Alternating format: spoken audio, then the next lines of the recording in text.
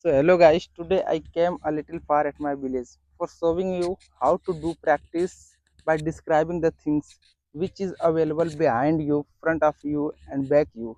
So please come with me, I will show you how to describe the things.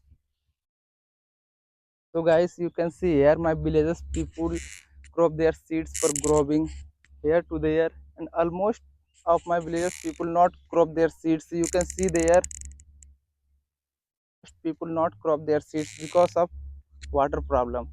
In my village there are a lot of water problem, that's why they not crop their seeds. So here is no any good tilu pump, and we can say the tibul. In my village there is very less tibul and tilu pump, so that's why they don't crop their seeds. Maybe it's the reason. So let me show you another things how to describe. So guys, you can see there my villages people sitting and their goat and buffalo grazing. They every day come here for just grazing their buffalo and goats, and also they are enjoying the views and natures. It's a very greeny views and natures you can see. And they are just taking enjoy, and just they are playing some kind of game, sitting uh, that trees. So guys, next things I am going to describe. You can see there is a little bit river of my village. You can see this is a not a real river, but I just we are calling the little river.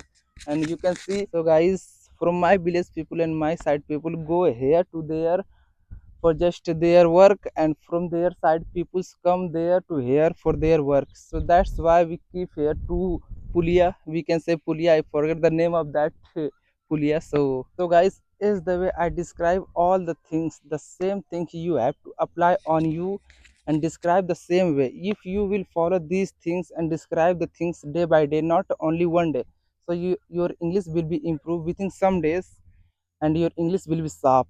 So please keep on describing the things day by day. And the end of this video, if this video is helpful for you, so guys, don't forget to like and subscribe the Jugunoo method.